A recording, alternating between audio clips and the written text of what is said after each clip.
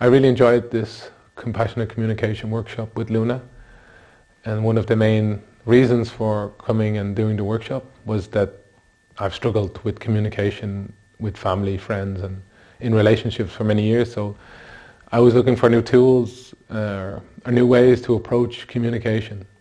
And during the workshop, this was a big emphasis on different exercises with partners and bringing up different life situations that you've been through and working them out in them moments. So it brings up also a lot of emotions and past experiences that we've been through, but then we can look at them through a different lens and then deal with them in them moments in the workshop.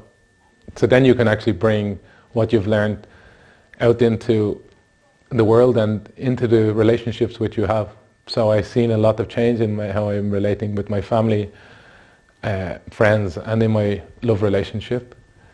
Of course, it's an ongoing process, that not just because I've done the workshop, everything is finished, but it's an ongoing learning, and that's what I took from the workshop, that if we have these tools, then we can approach it in this way. So I'd highly recommend that anybody that's struggling or just wants to go deeper into how to communicate on a heart-to-heart level and with empathy and compassion to do the workshop.